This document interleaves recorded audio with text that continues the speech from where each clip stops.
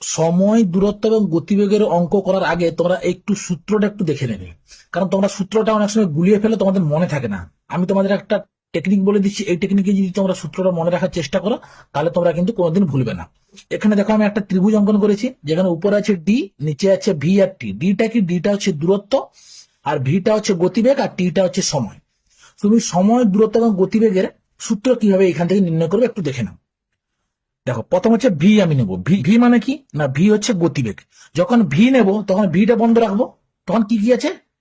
D আর টি। D দেখো উপরে আছে, বাই নিচে টি আছে, তাহলে ভি সমান লিখে দেবো ডি বাই টি।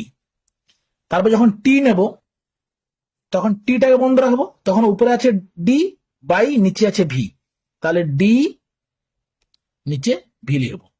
আর যখন ডি লিখবো তখন ডিটাকে বন্ধ রাখবো, তাহলে নিচে কি আছে? দেখো নিচে ভি আর টি আছে, কিন্তু বাই নেই, পাশাপাশি আছে, ভি ইন্টু টি করবো। তাহলে এখানে ভি সমান কি না, ভি সমান গতিবেগ, তাহলে গতিবেগ সমান হচ্ছে দূরত্ব বাই সময়।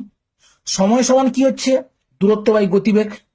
আর দূরত্ব সমান কি হচ্ছে না, গতিবেগ ইন্টু সময়।